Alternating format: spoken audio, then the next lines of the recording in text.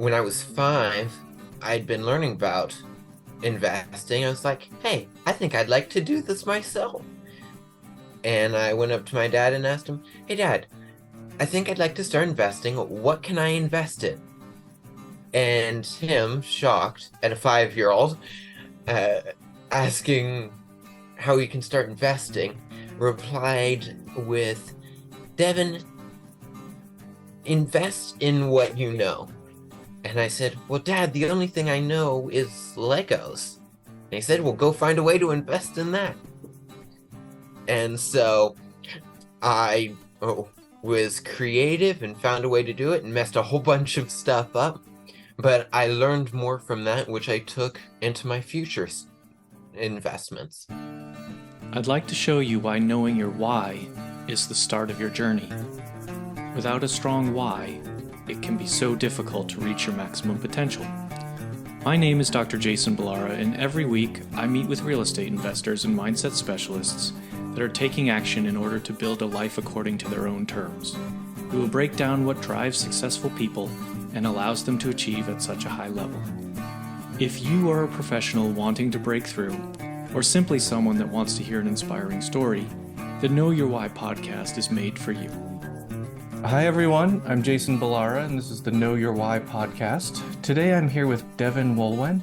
Deven found a way to invest in what he knew when he was only 5 years old. By the time he was 7, he started a company and started purchasing real estate. So it's probably no surprise to Deven, it's probably no surprise to listeners. Deven's definitely my youngest guest I've ever had, which is super cool to get your perspective. But Deven, first of all, thanks for coming on the show. Thanks for taking the time out today. I really do appreciate it. Thank you very much for having me on here today. And let's just start. Let's start with your background. Let's tell everybody a little bit about yourself, how you got started, kind of why you got started, that sort of thing. Well, I had always been learning about business and investing since I was born. My parents thought, hey, let's teach our kid a little bit about this stuff. So maybe someday, if they want to get into real estate, want to get into business, they'll know a bit about this. They just wanted to teach me the actual useful stuff, instead of all the random stuff that seems to be taught in schools today. And so when I was 5, I'd been learning about investing. I was like, hey, I think I'd like to do this myself.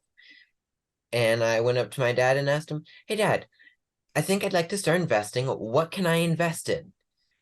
And him, shocked at a 5-year-old, uh, asking how he can start investing, replied with, Devin, invest in what you know. And I said, well, Dad, the only thing I know is Legos. And he said, well, go find a way to invest in that. And so I was creative and found a way to do it and messed a whole bunch of stuff up. But I learned more from that, which I took into my future investments. Sure.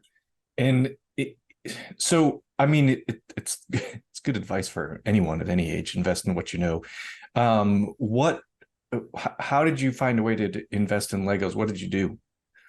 So it was actually a couple days later, I was looking, Lego has or used to have like magazines that I'd look through to pick out like Christmas presents or whatever.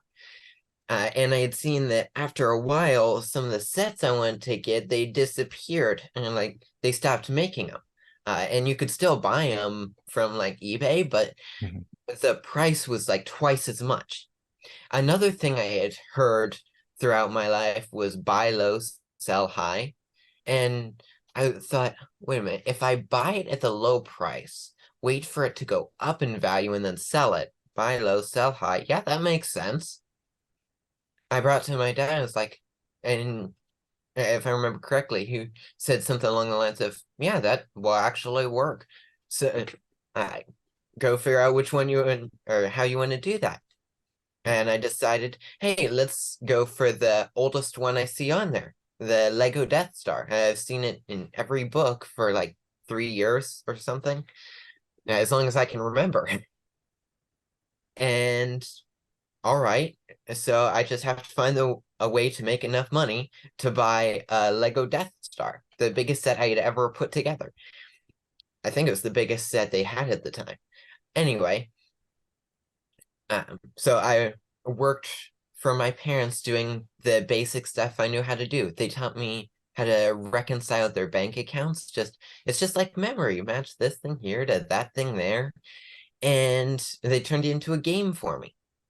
But anyway, I did that to make some money, but I didn't think I was making money fast enough. And so I decided to get a partner for it. And, you know, this is my first mistake. I decided instead of getting a partner that actually brought me what I needed, I'm going to bring my brother. Now, he's what could be called a hand-holding partner in this situation. He was there more for comfort than actually bringing what I needed, because he was younger than I was and made even less money than I did.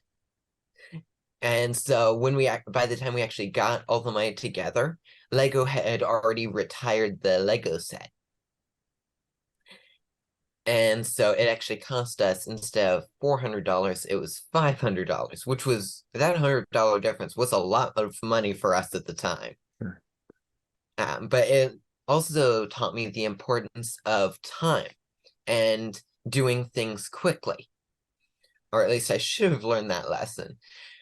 But they retired it, the price went up to about $700, so we could still make a little bit of money. And then we decided, you know what, we've already lost enough by not buying it fast enough. Instead of using eBay, the professional, we're going to use this other website, Craigslist, because it's cheaper. eBay charged a 10% commission that I, for whatever reason, didn't want to pay. And so it was going to take even longer to sell it. And then the Lego, this is something I did not expect, released a second version of the same set. And so the price went back down to about what we had paid. And that's when I learned this lesson. Always hire professionals. As I've heard one person say, if you think hiring a professional is expensive, try hiring an amateur. Yeah. Yeah. That's a valid point. Go ahead. Sorry. No, go ahead. It's just, it's a, I think people listening might think, oh, that, this Lego story is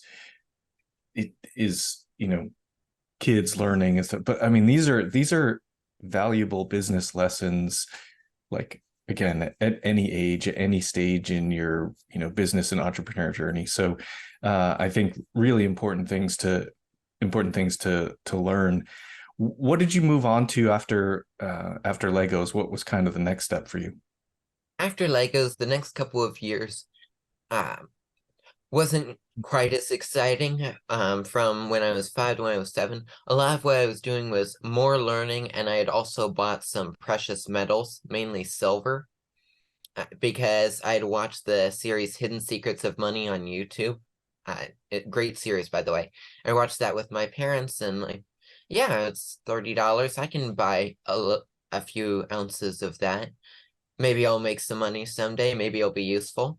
And then today I'm very happy I bought all the silver I had.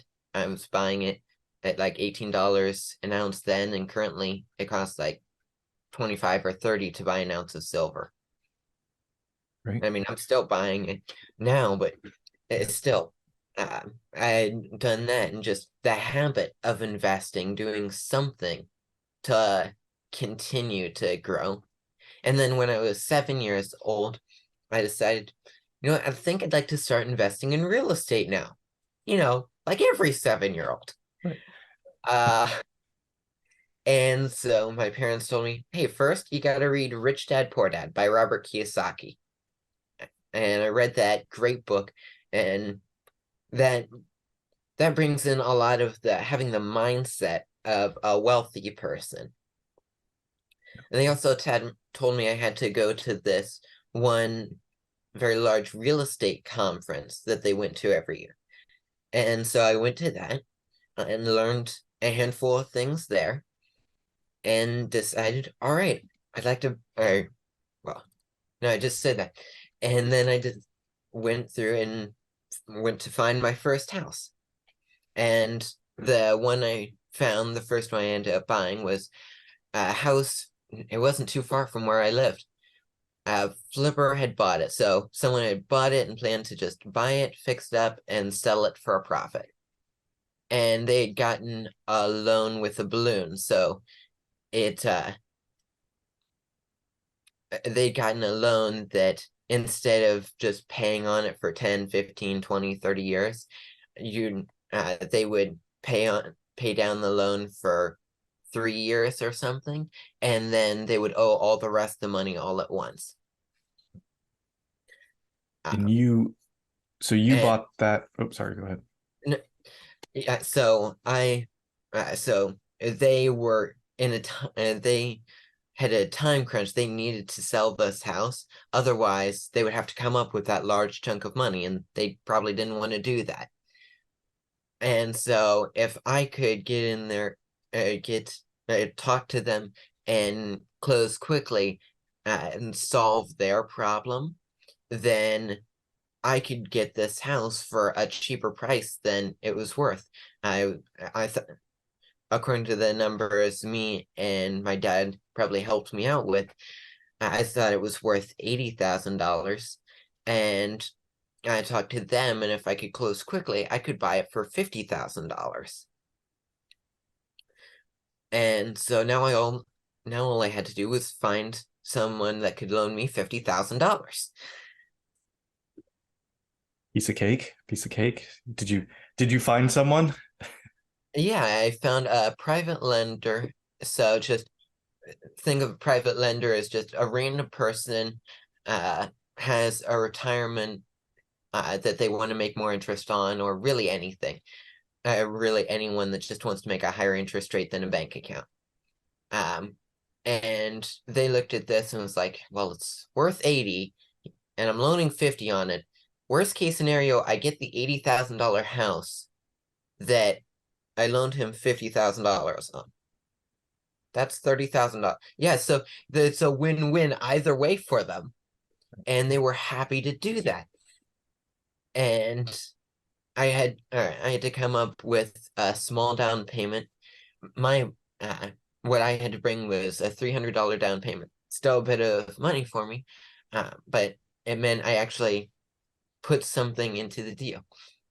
I put that into the deal, and then my dad was helping me through this and teaching me how to do this stuff because, well, I was 7 at the time and he had done this hundreds of times, so of course I was learning from him. It's always good to have a mentor, someone that's done what you want to do. Anyway, he helped me set this up so it'll be paid off. I was on a 9-year a 9-year loan, bought at 7, so in the next year, I'm 16 years old, it'll be paid off since I just bought a truck and will want properties to pay that payment for me. Yeah. Yeah. And have you been able to cash flow on that house since then? So the way we had set up, it barely cash flowed, especially at the beginning, which is what led me to my second deal that I can come back to. But as soon as it will be paid off, I'll be making $500 or maybe $800 a month. I'd have to look up the exact amount, but that'll roughly cover that'll cover a fairly nice vehicle. Yep. I mean, not sports car, but decent truck. Nice vehicle for your first vehicle. That's it's not a bad payment to be able to have from cash flowing real estate at such a young age. So that's fantastic. You've continued to do this, right? You've sort of continued to do this process. Yeah, I repeated that, and the next one I bought it and said so I would have a lot more cash flow. I actually bought a mobile home, and I got it at a very cheap price. So that way I could make a couple $100 a month just from the start. Mhm. And that would help me. Like if that first house went vacant, then I would be losing a lot of money, which I did not like. And so having that helped me out a lot. After that, I bought a duplex, and that I paid off, I think, a year or two ago. And then I just kept buying another house here, another house there, doing more creative things as I'm going and helping out more people. Uh, my I think it was my dad, went out to lunch with a billionaire, and he asked, "How do you become a billionaire?"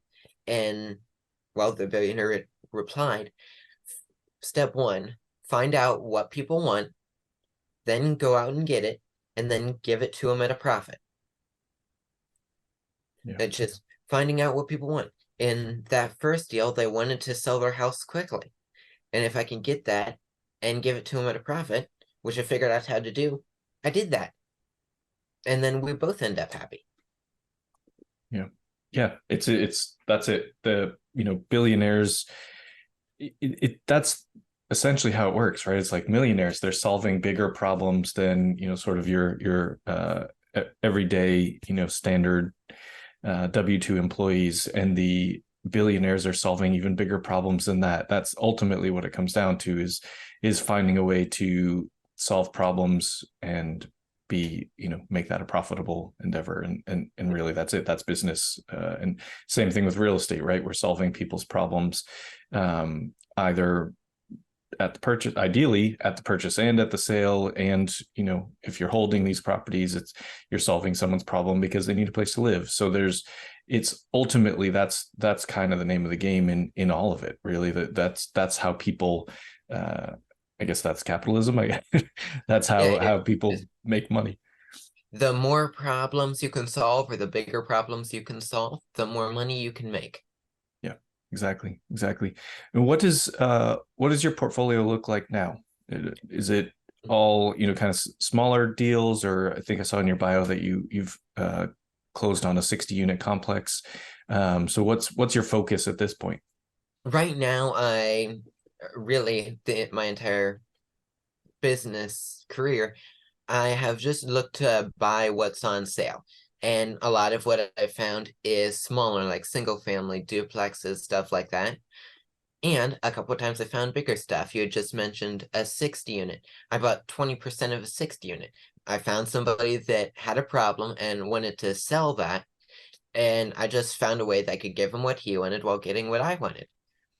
And so I just generally buy what's gonna make me money either now or later, and how can I how can I do the deal?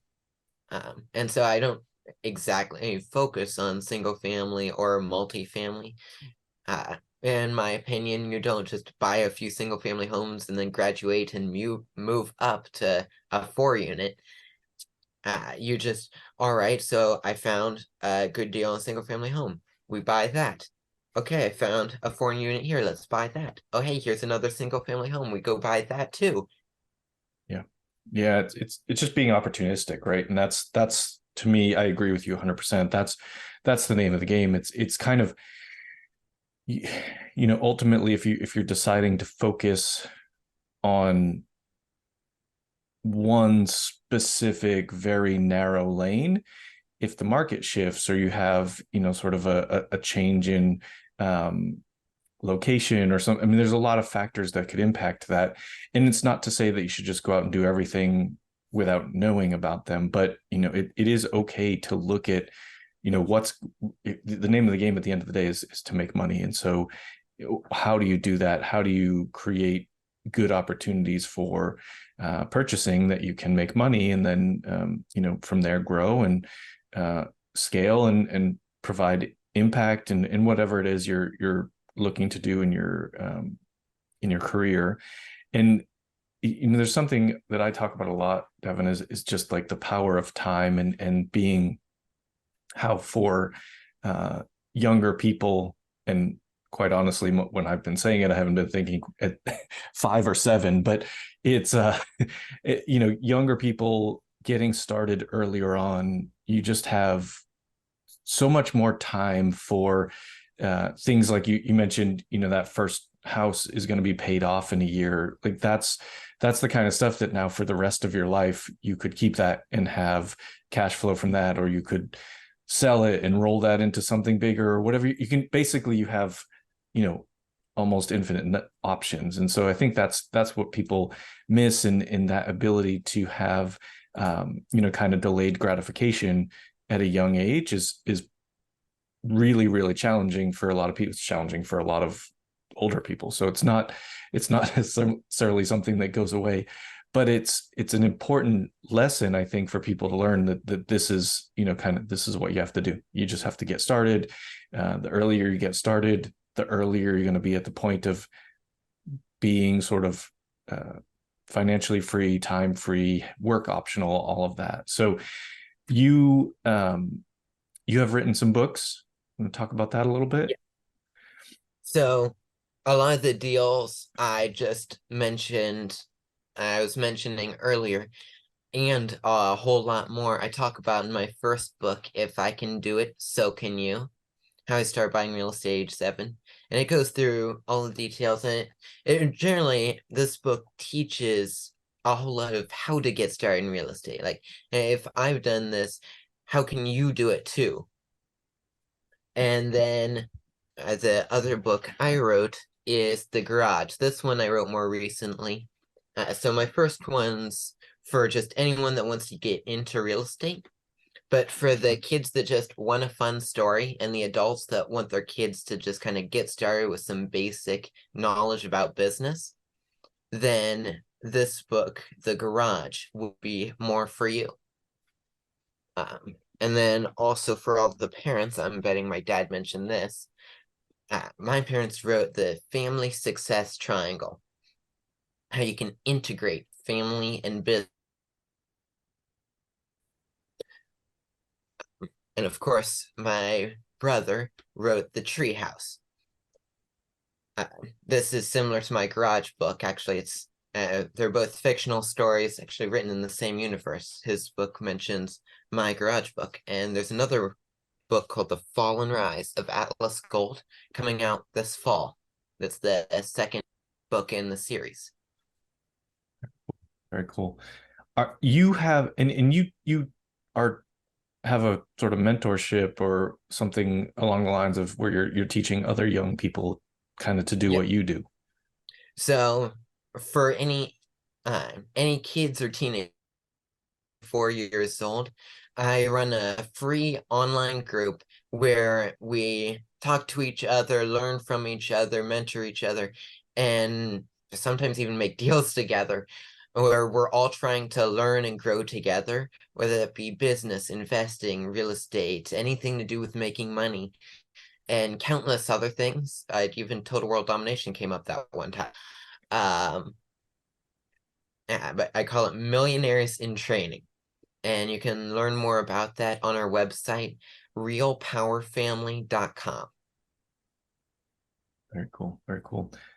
Deven, I want to switch gears. I want to get to ask you the questions I ask every guest. And I think there's definitely be some unique spins here because of your age. And not to harp on it, I just think it's actually important for people to realize, you can get started this early and have kind of success at a young age, and you don't have to feel rushed. You have time to sort of build that portfolio. So the name of the show is Know Your Why, and I'm honestly curious as to, sort of for myself, I didn't even know that was a thing. I didn't know that was a term that people used or what it was, until a few years back. And it's become a big passion of mine. So I always ask every guest, what is your why? What's driving you, towards success? You are very young. You started at, such a young age. What kind of pushes you forward, when there are hard days? Well, at the very start of investing, I started because I wanted to have more fun. I didn't want to get trapped in the go get a job and work most of your life. And eventually it transitioned, especially after publishing my first book, into, well, I'm doing fairly well. Let's help other people do this.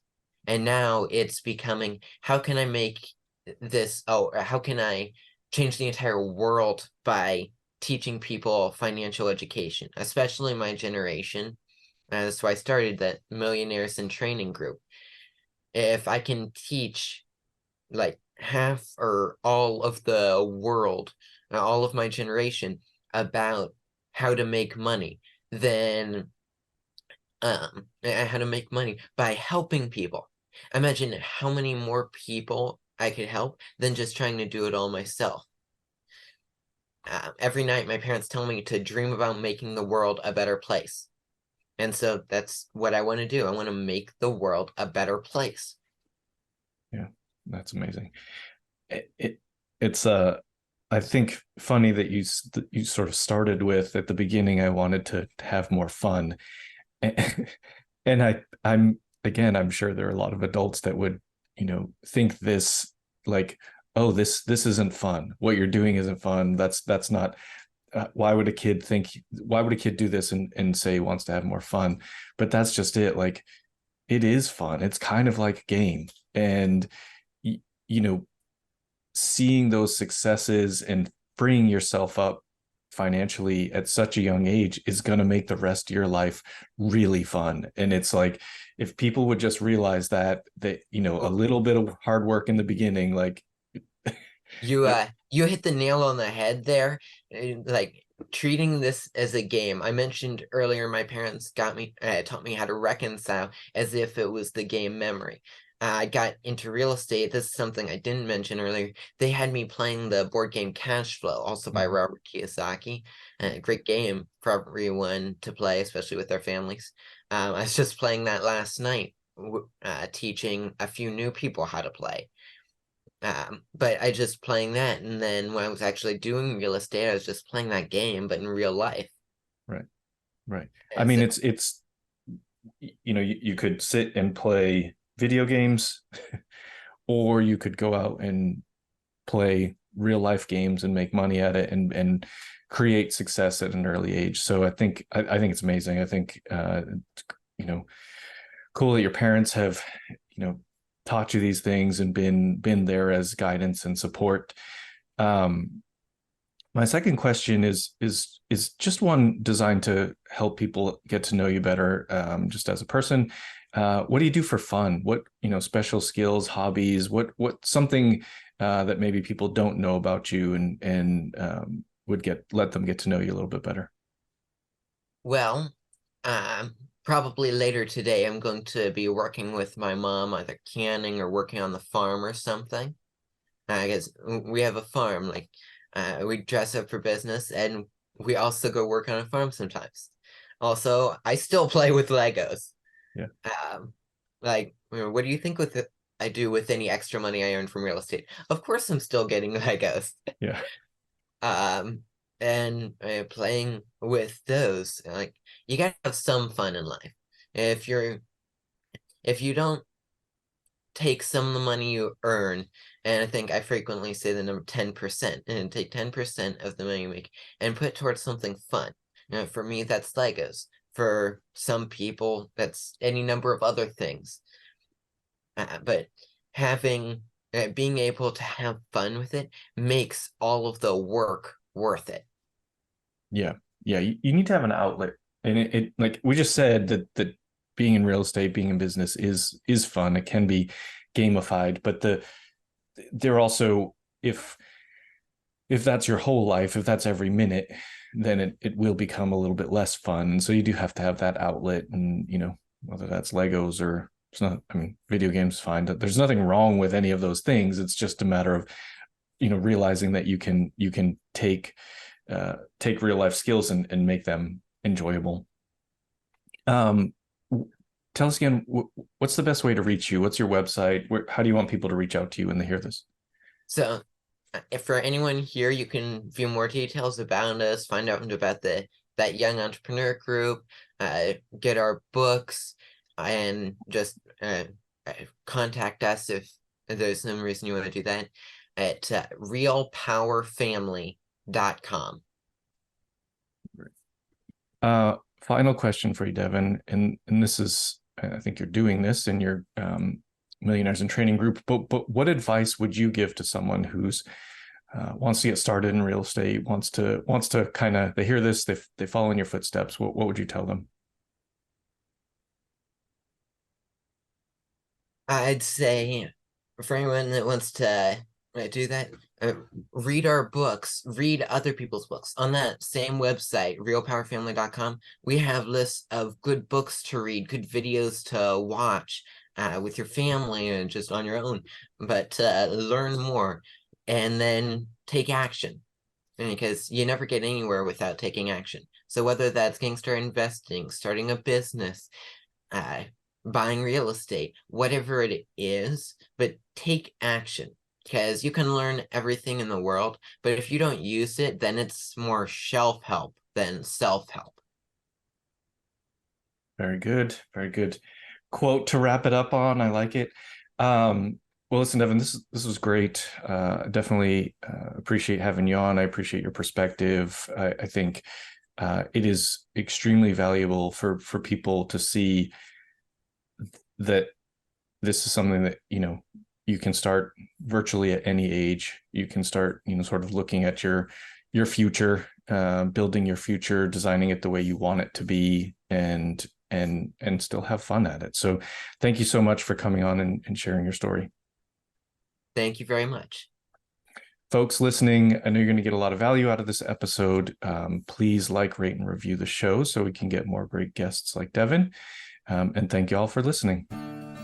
I'd like to show you why knowing your why is the start of your journey. Without a strong why, it can be so difficult to reach your maximum potential. My name is Dr. Jason Ballara, and every week I meet with real estate investors and mindset specialists that are taking action in order to build a life according to their own terms. We will break down what drives successful people and allows them to achieve at such a high level. If you are a professional wanting to break through, or simply someone that wants to hear an inspiring story, the Know Your Why podcast is made for you.